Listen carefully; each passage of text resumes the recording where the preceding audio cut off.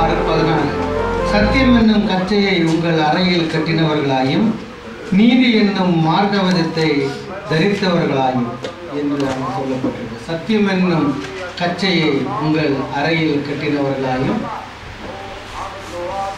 நீதி என்னும் மார்க்கவச்சத்தை தரித்தவர்களாயும். நாம் இந்த விஷயத்தை யாருக்குள்ள பார்த்துட்டோம். சத்தியம் என்ன புரிந்துவிட்டது.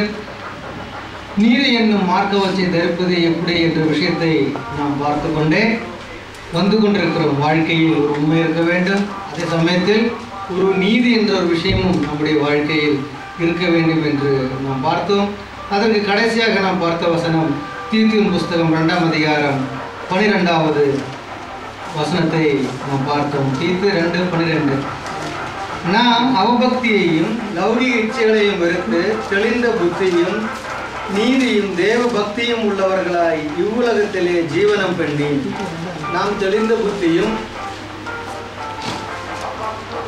நாம் தெளிந்த புத்தி உள்ளவர்களாயும் நீதியும் தேவ பக்தியும் உள்ளவர்களாய். நீதி இருக்க வேண்டும், தேவ பக்தி இருக்க வேண்டும், தெளிந்த புத்தி இருக்க வேண்டும் என்று நாம் புரிந்து கொண்டு ஜீவிக்க வேண்டும். இந்த விஷயத்தை நாம் பார்த்தோம். லௌகீக புத்தி என்பது உலகத்தின் மேல் உள்ள நம்முடைய சிந்தனை இல்லைன்னா உலகம் நமக்கு சொல்லித் தருகின்ற சில விஷயங்கள், அதை வைத்து நாம் சிந்திக்கின்ற விஷயங்கள், அது நம்முடைய விசுவாசத்துக்கு மாறாக எதிராக ஒருபொழுதும் செயல்படக்கூடாது என்று நாம் புரிந்து கொண்டதுதான் நாம் அங்கு பார்த்தோம்.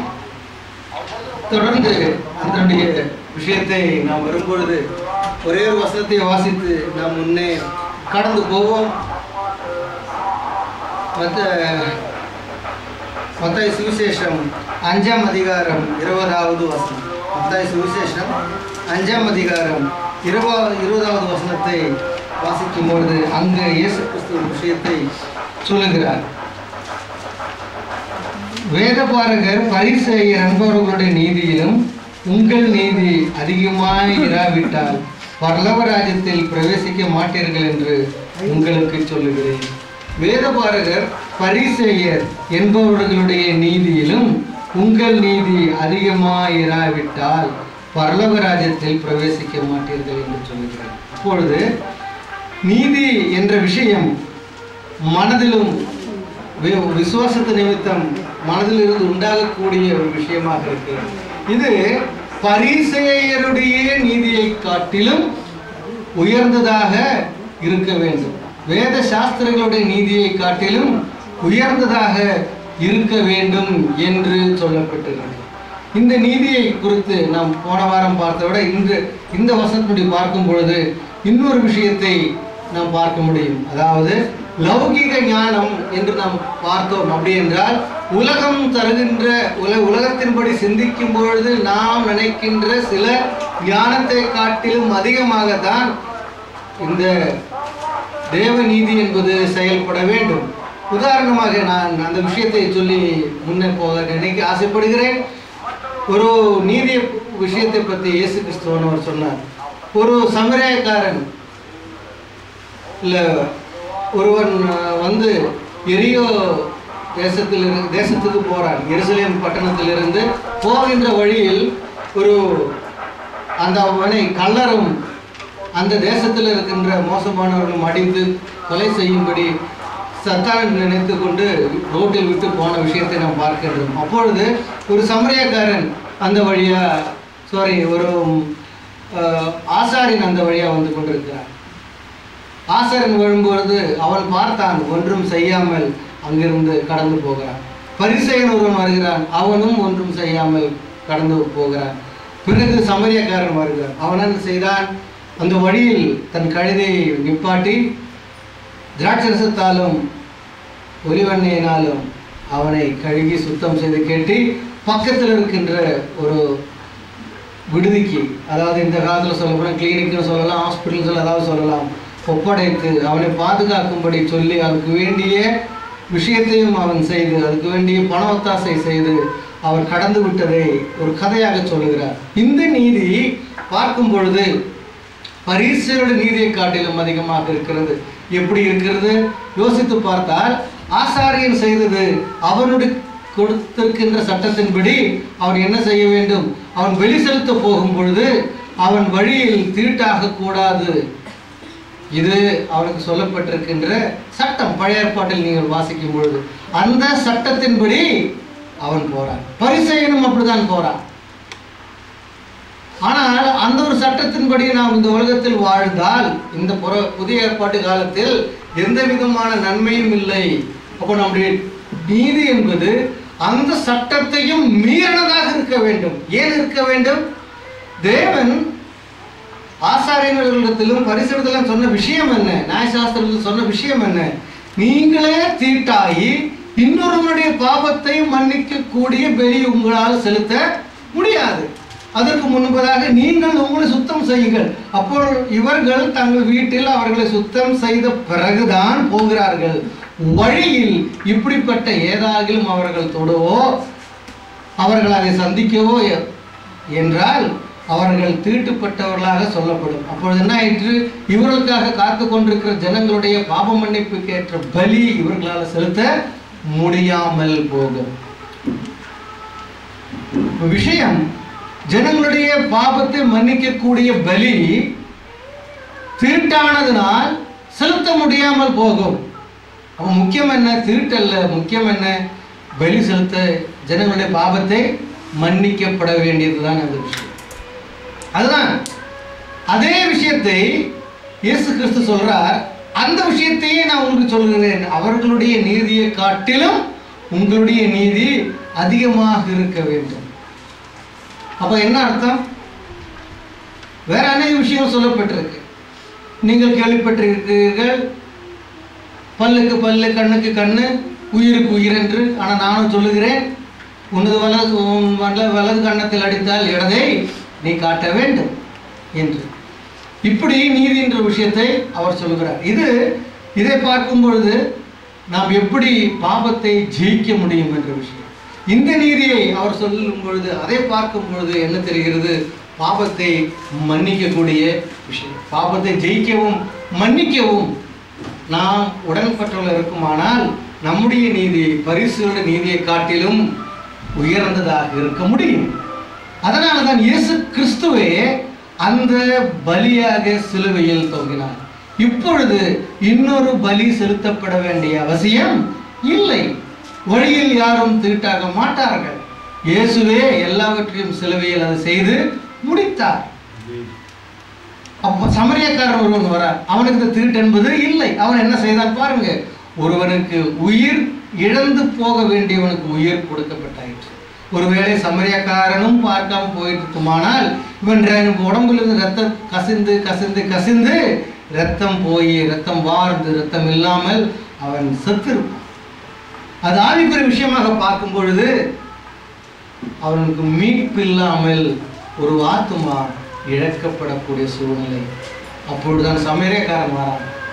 அந்த உலக நீதியை காட்டிலும் அந்த லௌகிக ஞானத்தை காட்டிலும் பெருசு ஒருவனுக்கு ஜீவன் கொடுப்பது. ஒருவனுக்கு ஜீவன் கொடுப்பதுக்கு ஏற்ற உதவி நாம் செய்வது என்று அவர் சொல்லி அந்த உதாரணத்தை காட்டுகிறார். புரியுதுங்களா? இப்போ அதை தான் நாம் இங்கு பார்க்க இருக்கின்றோம். அதான் அவர் இங்கு சொல்லியிருக்கிறார், உங்களுடைய நீதி பரிசுத்த நீதியை காட்டிலும் அதிகமாக இருக்க வேண்டும்.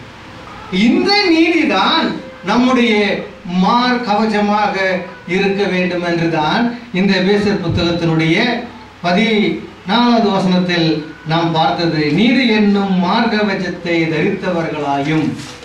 இப்பேற்பட்டுள்ள நீதியான கிரியை இல்லைனா இப்பேற்பட்ட நீதியான வாழ்க்கை நாம் வாழ்ந்து கொண்டிருக்குமானால் சாத்தானுடைய செயல் நம்முடைய வாழ்க்கையில் இல்லாதபடிக்கு நம்மால தடுக்க முடியும். ஆனால் இது புரிந்து கொள்ள விதத்தில் நாம் புரிந்து கொள்ள வேண்டும். இதை சொன்ன உடனே அனைவரும் நினைப்பாங்க, மற்றவர்களுக்கு நாம் உதவி செய்வதே அந்த நீதி என்று நினைப்பார்கள். உதவி செய்வதுதான், ஆனால் அது எப்பேற்பட்ட உதவி அங்குதான் விஷயம். ஒருவருடைய உயிர் போகக்கூடிய தருணத்தில் இருக்கும் பொழுது அவன் உதவி செய்தான். மற்றவர்கள் உதவி செய்யாமல் போனதுக்கு காரணம் என்ன? ஜனங்களுடைய பாவத்தை மன்னிக்கக்கூடிய பலி அவர்களால் செலுத்த முடியாது. இதுதான் விஷயம். ஆனால் நாம் அதை எப்படி செய்ய வேண்டும்? உலக வாழ்க்கையினுடைய உயிர் போவதை பற்றி அல்ல, ஆவிக்குரிய அர்த்தத்தில் இதை பார்க்கும் பொழுது, உலகத்தில் இருக்கின்ற வாழ்க்கையை விட்டு கடந்து போகும் பொழுது அவனுடைய ஆத்துமா தேவனிடத்தில் போய் சேராமல் நரகத்தில் போகக்கூடிய சூழ்நிலை.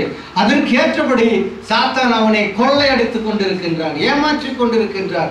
பலவிதமான செயல் செய்து சத்தியத்துக்குள் கடந்து வராதபடிக்கு உலக பயணம் என்ற அந்த வாழ்க்கையில் அவனை அங்கு அடித்து நொறுக்கி மனிதனை வைத்துக் கொண்டிருக்கின்றான். இதை ஒரு விசுவாசி கண்டு காணாமல் போகக்கூடாது. ஆமென். இப்போ நம்முடைய கடமை என்ன? ஒரு விசுவாசியாக இருக்கின்ற நம்முடைய கடமை என்ன? அவர்களுக்கு வழியை காண்பிக்க வேண்டியது. ஒருவேளை அவர்கள் ஏற்றுக்கொள்ளாமலும் இருந்திருக்கலாம்.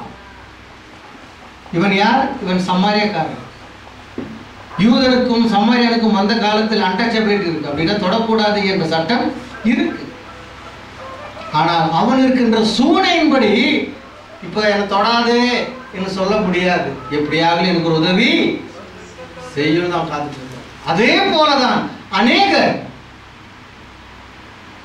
மரண தருவாயில், அப்படி என்றால் இந்த உலகத்தை விட்டு போற தருவாயில் அல்ல, வாழ்க்கையினுடைய இந்த உலக வாழ்க்கையில் சோர்ந்து போய் இன்னொரு வழி இல்லை, இன்னொரு மீட்பில்லை, அந்த அளவுக்கு சாத்தானுடைய வாழ்க்கையை கெடுத்து மோசம் பண்ணி நாசமாக்கி வாழ்ந்து கொண்டிருக்கிறது நாம் கண்டு, ஒருவேளை நாம் அதை உணருமானால் நம்மேல் தேவன் வைத்திருக்கின்ற கடமை அவரை பற்றி உள்ள விஷயத்தை சொல்லி அவங்க செஞ்சிருக்கிறோம் பாருங்க.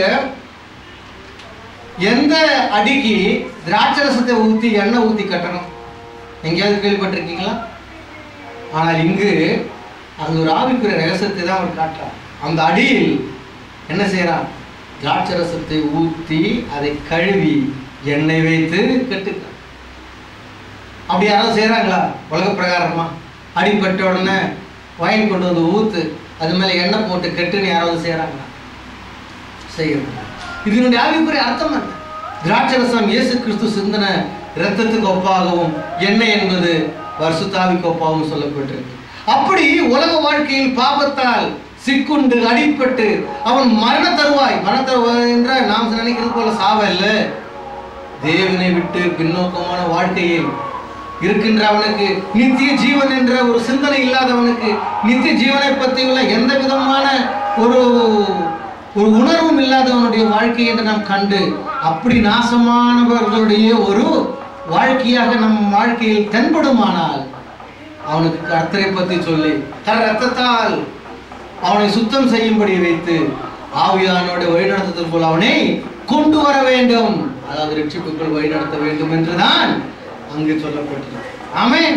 இதுதான் நீதியின் என்றும் என்னும் மார்க்கவசத்தை நாம் தெரிவித்துக் கொள்வது. இதை நாம் செய்ய ஒருவேளை அநேகர் உங்களை திட்டுவார்கள், இகழ்வார்கள், கேலி பண்ணுவார்கள், கிண்டல் செய்வார்கள்.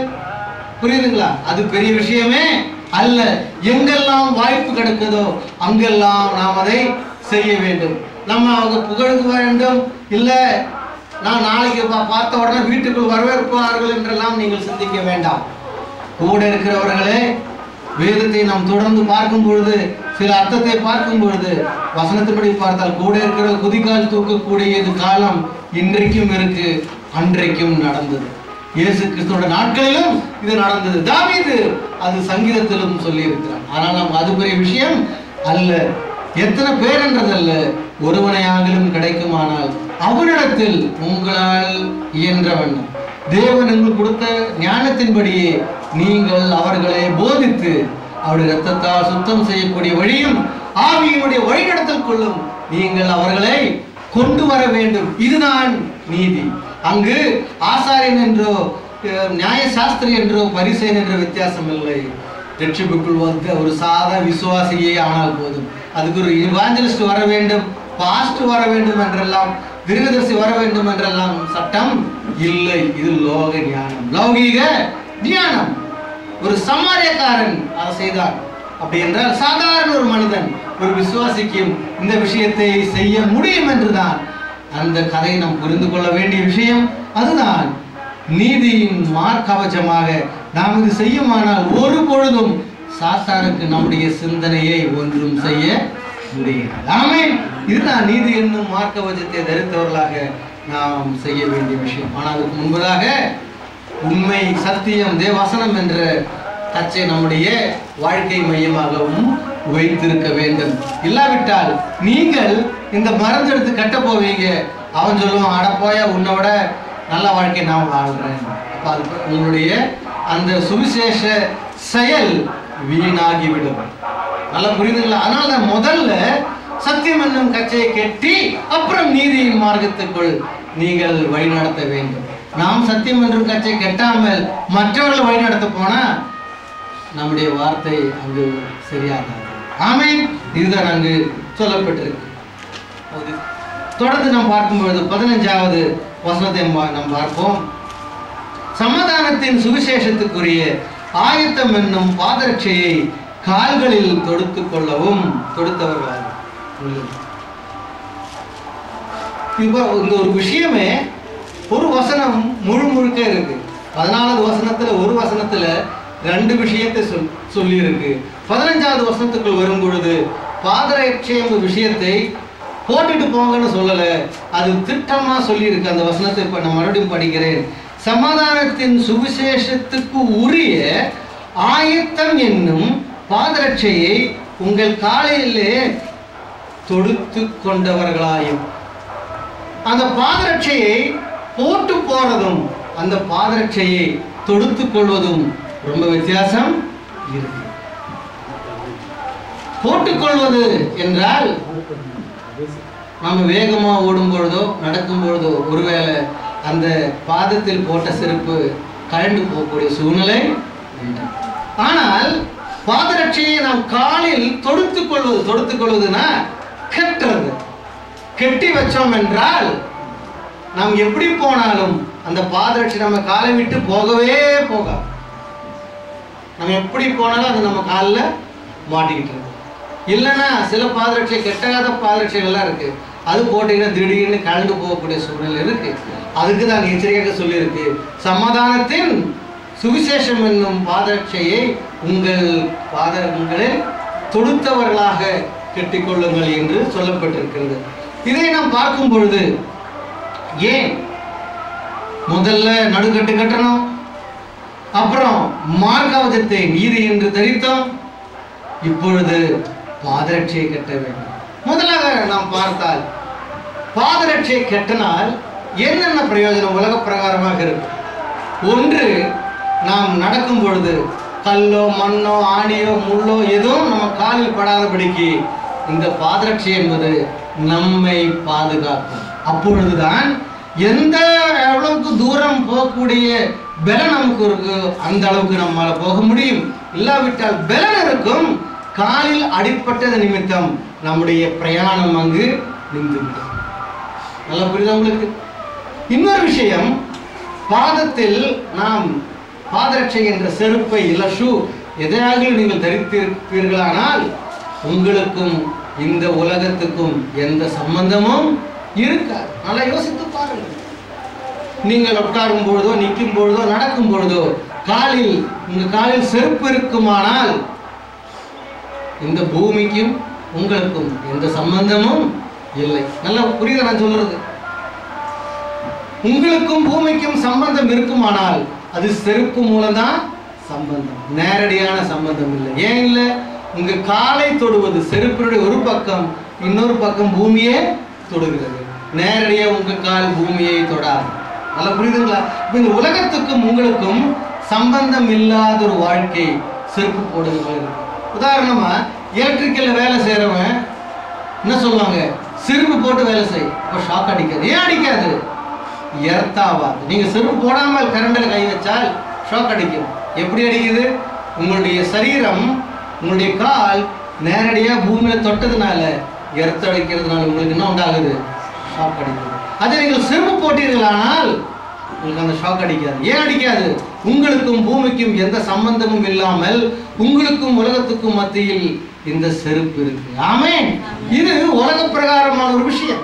ஆனால் இதே விஷயத்தை ஆவிக்குரிய பிரகாரமா பார்க்கும் பொழுதும் அதுதான் இருக்கு. இந்த உலகத்தில் இருக்கின்ற எந்த ஆசாபாசங்களுக்கும் நாம் சம்பந்தம் இல்லாத வாழ வேண்டும் என்றால் சுவிசேஷம் சமாதானத்துக்குரியது நம்முடைய சிந்தனை என்ற கால்களில் போட்டுக் கொண்டிருக்க வேண்டும். ஆமென். அதனுடைய குதிக்கால் தான் நம்முடைய திட்டங்கள். ஒன்று சிந்தனை, இன்னொன்று திட்டம். என்னது? எதுக்கு திட்டம்?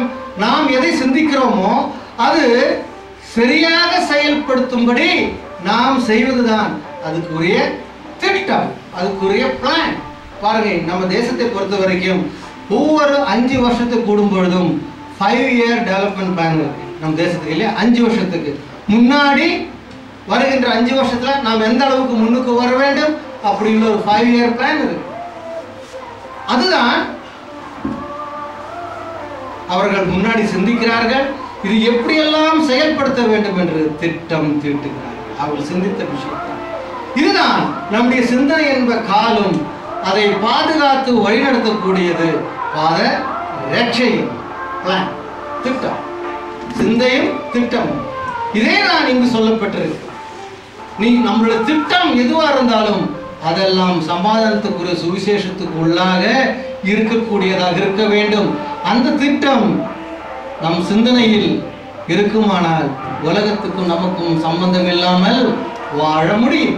உதாரணமாக ஒரு வசனத்தை தொடர்ந்து நாம் பார்ப்போம். எசையா புஸ்தகம் 61ஆம் அதிகாரம் 1வது வசனத்தை நாம் பார்க்கும் பொழுது அங்கு இந்த விஷயத்தை எசையா சொல்லுகிறார்.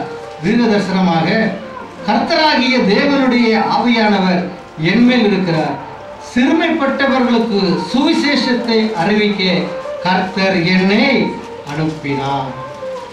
இருதயம் நொறுங்குண்டவர்களுக்கு காய கட்டுதலையும் சிறைப்பட்டவர்களுக்கு விடுதலையும் கெட்டுண்டவர்களுக்கு கெட்டவிழ்க்கப்படுதலை கூறவும். பாத்தீங்களா?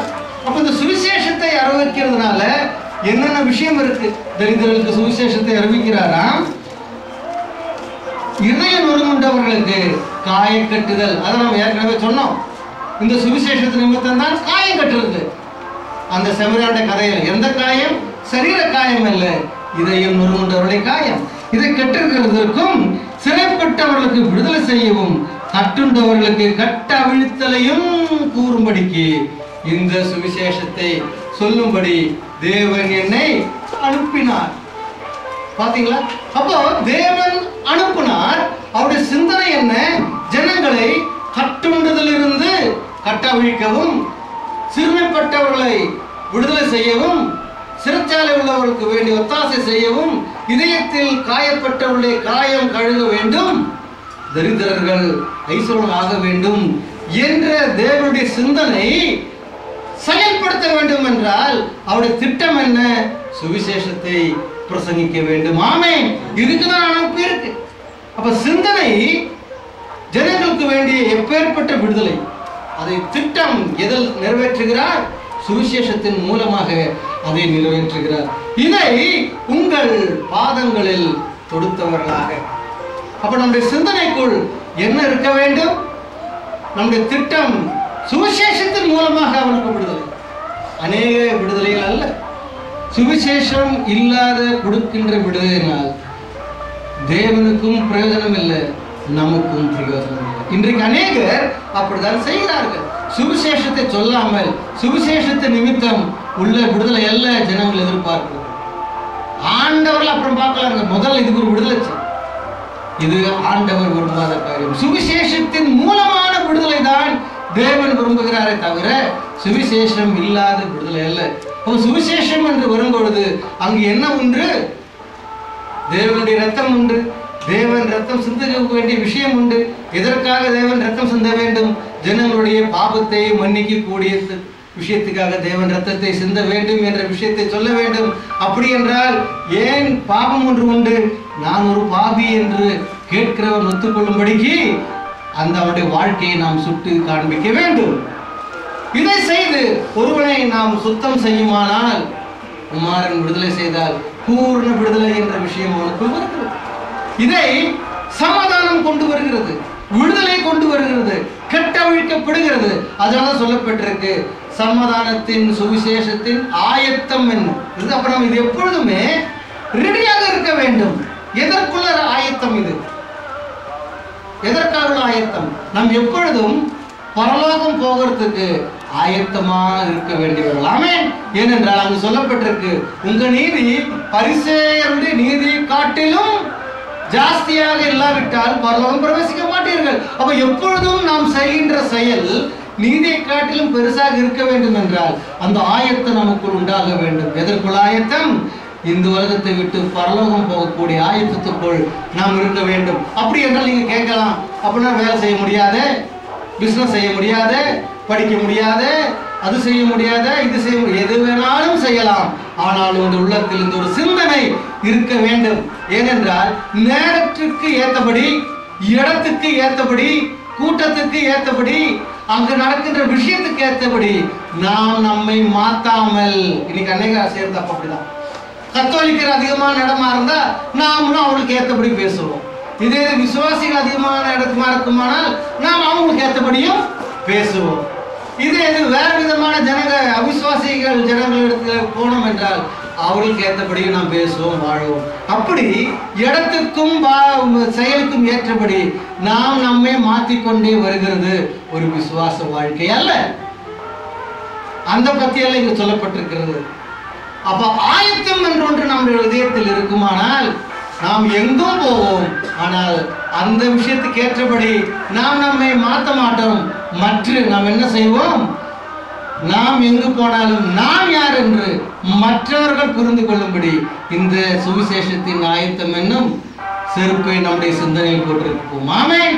இப்படி நாம் போகும்பொழுது வாழ்க்கையில் எந்த விதமான கல்லு முள்ளு ஆணி என்ற பிரச்சனை ஒன்று நம்முடைய வாழ்க்கையில் வராமல் அதையெல்லாம் மிதித்து தாண்டி நம்மால் போக முடியும். ஆமென்.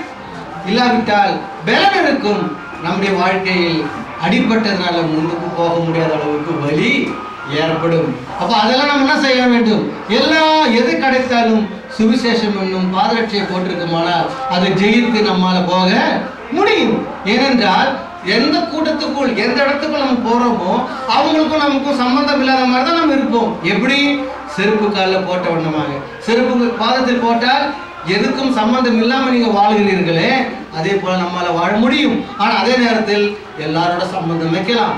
அவருடைய செயலில் நமக்கு எந்த சம்பந்தமும் இருக்காது. உலகத்தில் தான் வாழ்ந்து கொண்டிருக்கிறோம், ஆனா உலக விஷயத்துக்கு சம்பந்தம் இல்லை, இல்லையா? அதே போல மற்றவருடன் நம்ம எல்லா விதமான பழக்க வழக்கங்கள் வைக்கலாம். ஆனால் அவருடைய ஆவிக்குரிய விசுவாசத்துக்கு ஏற்றப்பட்ட செயலில் நாம் பங்கு பெறாமல் நம்மால இருக்க முடியும் என்றுதான் அங்கு பார்க்கின்ற விஷயம். தொடர்ந்து இன்னொரு வசனத்தை கூட நாம் வாசிப்போம். ஏனென்றால் இது சாத்தான் இடத்தில் தேவன் கொடுத்திருக்கின்ற ஒரு அதிகாரம். என்னது? நம்முடைய சிந்தனையை தாக்கும்படி. ஏனென்றால் சரீரத்தின்படி அவன் தாக்கி பார்த்தான். யார? யோபை தாக்குறதாக நீங்க பார்க்க முடியும், ஆனால் ஜெயிக்க முடியவில்லை. ஆனால் சிந்தனையை தாக்கினால் அவனால ஜெயிக்க முடியும். அந்த ஒரு அதிகாரமும் அவனுக்கு கொடுத்தார் ஆண்டவர். இந்த விஷயத்தை நாம் பார்க்கும் பொழுது ஆதியாகமம் 3ஆம் அதிகாரம் 15வது வசனத்தை நாம் பார்க்கும் பொழுது அந்த வசனத்தை நம்ம பார்க்கலாம். உனக்கும் ஸ்திரீக்கும் உன் வித்துக்கும் அவள் வித்துக்கும் பகை உண்டாக்குவேன், அவர் உன் தலையை நசுக்குவார், நீ அவர் குதிங்காலை நசுக்குவாய் என்றார். பாத்தீங்களா? இது சாத்தானுக்கு தேவன் கொடுத்திருக்கின்ற ஒரு அதிகாரம். அவர் உன் தலையை நசுக்குவார். ஆனா நீயோ பேசாம நிக்க முடியாது. நிக்க வேண்டாம், உனக்கு ஒரு அதிகாரம் தருகிறேன். நீயோ அவருடைய குதிங்காலை நசுக்குவாய். இந்த குதிங்காலை நசுக்குவாய் என்று சொல்லப்பட்டிருக்கிறதுனால் சாத்தான் என்ன பண்ணுவான்? அவரை ஏற்றுக்கொண்டு அவரை விசுவாசிக்கிற எல்லாருடைய வாழ்க்கையிலும் அந்த குதிகால் என்ற அவனுடைய எண்ணத்தை அவன் என்ன செய்யறான்? நசக்க. அது நசக்கப்படாமல் இருக்க வேண்டும் என்றால் என்ன செய்ய வேண்டும்? காலில் செருப்பு போட்டவர்களாக இருக்க வேண்டும். நல்லா புரியுதா உங்களுக்கு? அது நசுக்கப்படாமல் இருக்க வேண்டும் என்றால் நம் காலில் செருப்பு போட்டவர்களாக, செருப்பு போடுறது மட்டுமில்லை, அதை தொடுத்தவர்களாக, அதாவது கெட்டி வைத்தவர்களாக நாம் இருக்க வேண்டும்.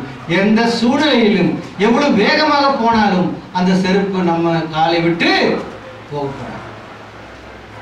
அநேக சூழ்நிலை உலகத்தில் இருக்கின்ற பிரச்சனைகள் நிமித்தம் சில நேரங்களில் செருப்பு நம்ம காலை விட்டு போகக்கூடிய சூழ்நிலை உண்டாக்கலாம். ஆனால் கெட்டி வைத்தீர்களானால் அது ஒருபொழுதும் போக முடியாது. எப்ப போகும்? கெட்டனை நீங்க அதை அவிழ்த்தாதான் அது போகுமே தவிர தானா போகாது. புரியுதுங்களா? அதனால நாம் எச்சரிக்கையாக வாழ வேண்டும். நம்ம அதனால்தான் பாதத்தில் சுவிசேஷம் என்று சொல்லியிருக்கு. இல்லைன்னா உங்களுடைய சுவிசேஷம் என்னும் மார்க்கவச்சத்தை தரித்தவர்களான்னு சொல்லியிருக்கலாம். ஏன் திட்டமாக அங்க சொல்லியிருக்கு அதே விஷயம். ஏனென்றால் இது ஆவியான ஒருவரால் எழுதப்பட்டது என்று இப்படிதான் அநேக விஷயங்களால் நாம் புரிந்து கொள்ள முடியும். ஆதி ஆகமத்தில் கால் நசுக்க முடியும் என்று சொல்லியிருக்கும் பொழுது அது நசுக்க முடியாத அளவுக்கு நாம் அதை பாதுகாக்க வேண்டும். உதாரணமா சொல்லப்பட்டிருக்கு, இரவு வீடெல்லாம் பூட்டி படுத்துறது, இல்லைன்னா திருடன் வீட்டுக்குள். திருடன் வேலை என்ன? எந்த வீடெல்லாம் ஈஸியா தள்ளி திறக்க முடியுமோ அந்த வீட்டுக்கு திருடுறது தான் வேலை. அப்போ திருடன் வருவான் என்பது நிச்சயம். ஆனால் அவனை திருட விடாமல் பாதுகாப்பது நம்முடைய பொறுப்பா இருக்கு இல்லையா? அதே போலதான் சாத்தான் நம்முடைய சிந்தனையை, நம்முடைய எண்ணத்தை நசுக்குவான் என்று தேவன் அவனுக்கு கொடுத்திருக்கின்ற கட்டளை அதிகாரம். அதை நமக்கு நன்றாக புரிந்து கொள்ள வேண்டும். அதை நடக்காமல் பாதுகாக்க வேண்டியது நம்முடைய பொறுப்பு. ஆமென். நாம் அதில் என்ன செய்ய வேண்டும்? பாதரட்சை, சமாதானத்தின் சுவிசேஷத்தின் ஆயத்தம் என்றும் பாதரட்சையை நாம் போட்டுக் கொண்டு இருக்குமானால் அவன் எவ்வளவுதான் நசுக்கினாலும் நம் பாதம் நசுங்காமல் நம்மால பாதுகாக்க முடியும். ஆமென். இது ஒரு உதாரணமான ஒரு விஷயம். தொடர்ந்து அநேக விஷயங்கள் பார்க்க முடியும். இந்த விஷயத்தை நாம் பார்க்கும் பொழுது, பின்பு அவன் சகோதரன் தன் கையினாலே ஏசாவின் குதிகாலை பிடித்து கொண்டு வெளிப்பட்டான். அவனுக்கு யாக்கோபு என்று பெயரிட்டார்கள்.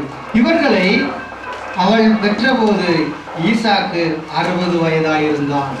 இதை நாம் பார்க்கும் பொழுது அவனுடைய குதிகாலை பிடித்த வண்ணமாக யாக்கோபு பறக்கிறான். ரிபக்கா அவனுடைய வயிற்றில் இருந்தான். முன்னாடி ஏசா, ரெண்டும் இரட்டையாக பிறக்கிறவர்கள். முன்னாடி ஏசா பறக்கிறான், அவனுடைய குதிகாலை பிடித்த வண்ணமாகவே யாக்கோபு பறக்கிறான்.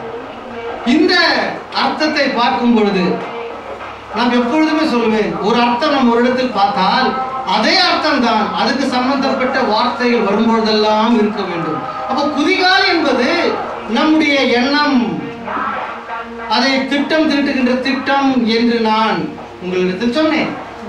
இங்கு பாருங்க, எது அதுக்கு அர்த்தம்? ஏசா மூத்தவன். அப்ப மூத்தவனுக்கு மூத்த ஸ்தானம் உண்டு. இதை எப்படியாகிலும் என்னிடத்தில் கொண்டு வர வேண்டும் என்றுதான் யாக்கோபு நினைப்பான் என்று, செயல்படுவான் என்று அடையாளமாக வயிற்றிலிருந்து பிறக்கும் பொழுதே குதிகாலை பிடித்து கொண்டுதான். அதனால் அவனுடைய பெயர் யாக்கோபு என்று சொல்லப்பட்டாச்சு. யாக்கோபு என்ற வார்த்தைக்கு அர்த்தம் கள்ளன், எத்தன், பொய் பேசுகிறவன் எல்லாம் ஏமாத்துகிறவன் என்றெல்லாம் அதுக்கு அர்த்தம். அதுதான் அவன் செய்தான். ஒரு நாளில் அவன் பசித்து வரும்பொழுது இவன் நல்லா பயிர்ல கஞ்சி செஞ்சு வச்சிருக்கிறான் சாப்பிட்றதுக்கு. ஏசையா சொல்றான், ஏசா சொல்றான், எனக்கு பசி எடுக்கிறதா கொஞ்சம் கஞ்சி கொடுன்னு. பாருங்க குதிகால் எங்க பிடிக்கிறாங்க. கஞ்சி தர உன்னுடைய ஜேஷ்ட புத்திர அதிகாரத்தை எனக்கு கொடுப்பியா? அப்போ சொல்றான், நான் பசியில சாக போறேன், எனக்கு எதுக்குடா ஜேஷ்ட புத்திர அதிகாரம், அதை நீயே எடுத்துக்கோ. இப்படி திட்டத்தை எப்படி செயல்படுத்துறான் பாத்தீங்களா? குதிகாலை பிடிச்சு திட்டத்தை செயல்படுத்தணும் பாருங்க. சரி, இன்னிலிருந்து உன்னுடைய ஜேஷ்ட புத்திர அதிகாரம் எனக்கு தான், இந்த கஞ்சி குடின்னு. என்ன நியாயம்? சொந்த அண்ணன் பசியில வரான், என்ன செய்யணும்? இந்த இங்கேயும் பாதி எழுதுன்னு சொல்லணும் இல்லையா?